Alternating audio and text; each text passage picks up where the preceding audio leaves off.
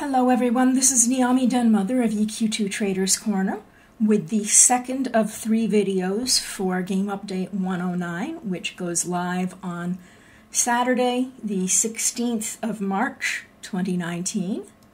This section is going to be mostly the vendor buyable furniture, the stuff that is not researched but is only vendor buyable. But first, I'm giving you a little look at the new familiar that we will get during the quest line. I wanted to show him off not only because he's cute, but also so that you know how fidgety he is, so that you can hide him if necessary once you start using him. Because as you see, he twitches around, he makes some noise, he finds a frog on the ground and gulps it up, and so forth and so on. But he's very handy if you're harvesting or if you're working on the requisitions for these public trade skill apprentices. So this is what he looks like. He's a cute little guy. You rescued him from a cave, and now he's yours. So let's put him away. One mischievous beastie gone. It is almost daylight in my guild hall, so that light will be changing color. If you think you're seeing things, you're not, because that's what it's doing. And now, without further ado, since I'm explaining all of the ways to get this stuff in write-ups, I'm not going to explain it all here. We'll go right to the furniture. So first we have a buyable of a stage curtain, no collision. And it means exactly what it says. There's no collision. You can walk right through it. That's the default size for it. As you can see, it's a pretty decent size compared to a halfling. Then let's try shrinking it down. It's still pretty decent size compared to a halfling. Maximum size, yeah, it's rather big.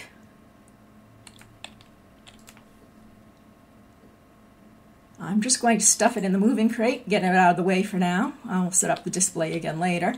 Then we have this curtain, which is a roped stage curtain with collision. Nice and solid from this side. Run around to the back, which doesn't have the rope. Boom, nice and solid.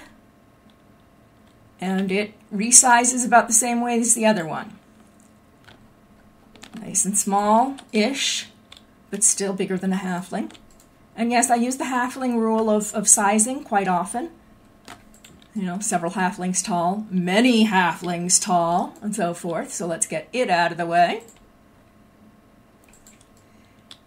Then we have this, which I have kind of hanging in midair. It is a ceiling-placed item,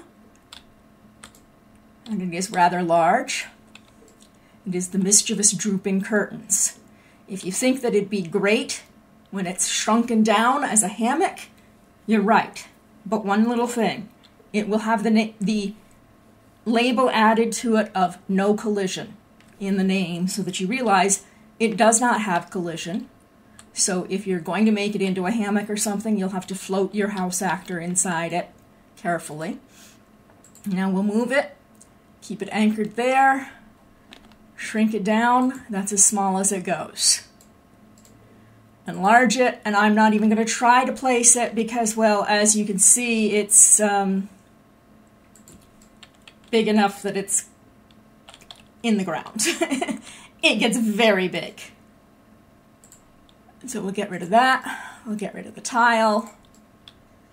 Then we have the Mischievous Castle. This is the default size for it, just slightly taller than a halfling. It goes very small, so it goes shorter than me. And that's as large as it gets. I could almost fit in the doorway if the doorway was real, but it's not. It is a solid item. It is also a port item. So once you have earned your flag for access to the Anchorage public trade skill instance, you will be able to use this to port back to Cobalt Scar, which is really handy because the guild port to the guild hall bells to Cobalt Scar don't work. You have to actually zone out into another zone with a world bell in order to get to Cobalt Scar. The guild hall ones do not have them. So having this port item will be very handy. Next we have the Mine Support Large. Let me move it away from the other one. It's taller than a halfling, so I guess you could call it large. You shrink it down, it's just about the same size as her. Not a little bit shorter, but she seems to be stuck on it, so there we go. Slightly taller than her still. And if you want it big, well, you could have a big doggone mine. You'd have to build one, but yes, it's big enough to be in a mine. And you'll notice that some of these are saying return to owner. Everything but the building blocks for these house items are heirloom. So if you buy them, you're buying them for yourself or you're placing them for somebody else. So this is the mine support small. It's just a single support, nothing else, not any scaffolding or anything like that. If you want it small, it's kind of a lopsided little ladder almost, not quite. If you want it large, it gets pretty large. So again, that works out for sizing. And now we get to this beam of light, which has changed color because it changed from 5 to 6 in the morning. Let's see if I can find the top of it. There we go. Mert's illuminating beam. So it changes based on day or night. That was the first video that I did. It's a short video that's available on this channel as well. If you aren't a subscriber to the channel, just search for EQ2 Mum and it should be around. I think that's what I used. Maybe EQ2 Mum. EQ2 Mum. Okay, anyway. That's the default size. It's sunken into the floor now by a goodly bit. But that's enlarged.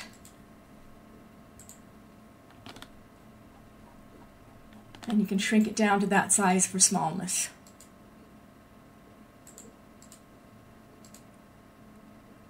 Find the top of it again. There we go.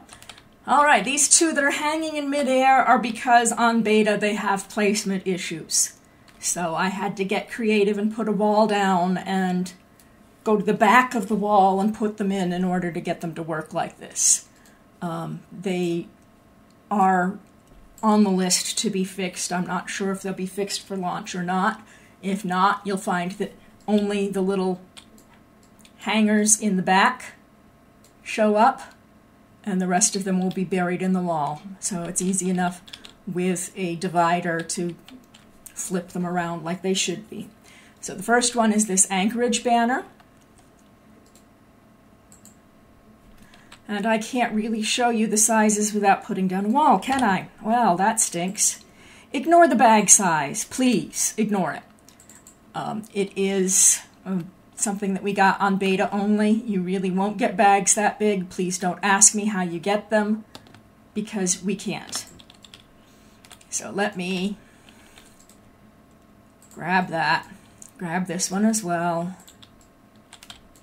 So we'll put the Anchorage Banner down. As you can see, that's how I'm placing it, is that. I'm going to shrink it as small as it will get. And move that over. Oh, come on, stop that. Pretty tiny. Smaller than a halfling. Pick it up because I'm not going to fuss with this tonight. My hands are hurting. And I'm going to put it up there, all the way up, and then I'm going to enlarge it as much as I can. There we go. And it gets very big. Because as you can see, it's buried in the ground. So it's a decent size.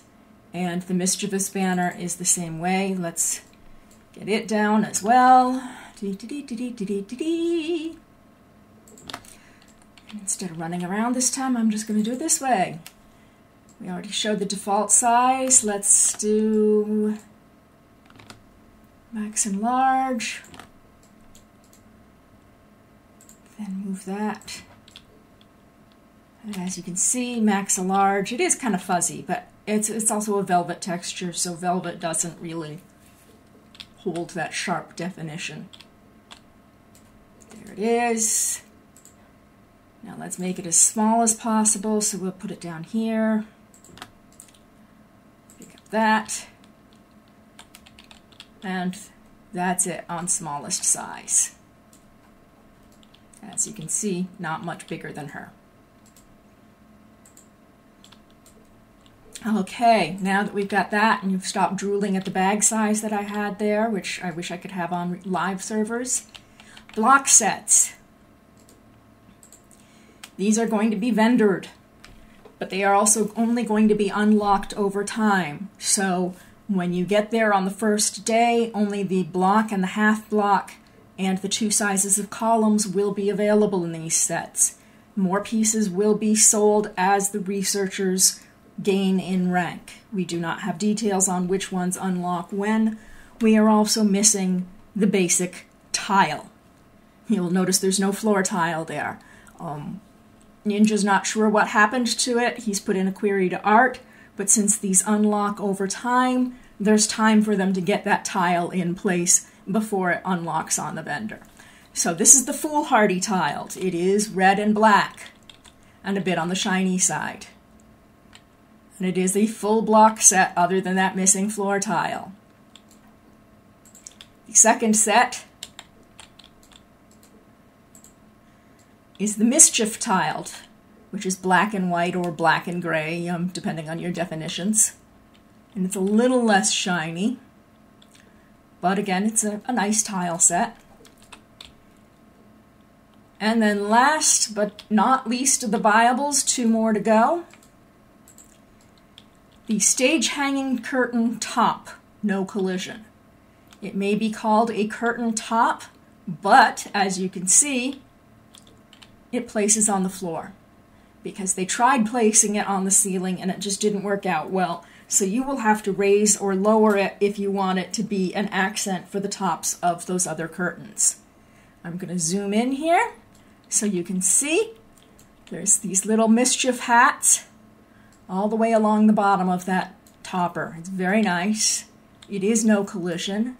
And from the back, the mischief hats are still there, but they're very subtle.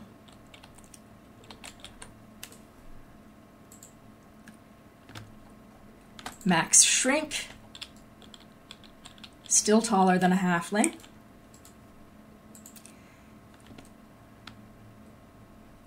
Max enlarge, a halfling doesn't even have to worry about collision because she can go right under there.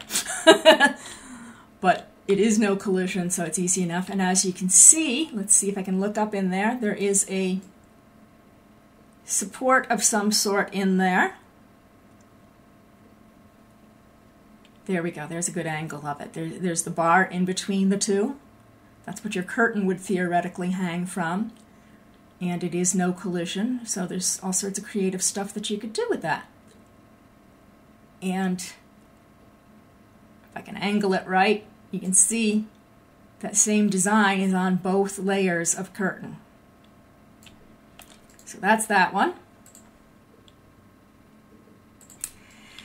And now, the last one is this big thing. This is default size on it. It's a large limestone platform. And when they say large, they mean it, because that is default size.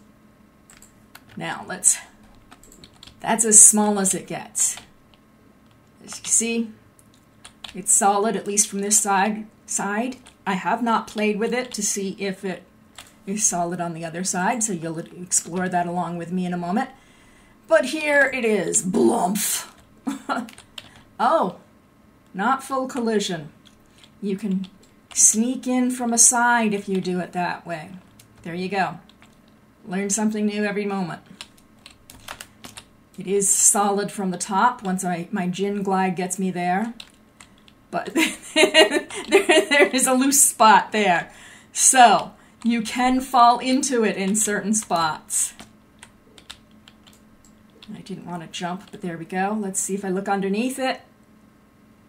It's invisible from the bottom. So be aware of that.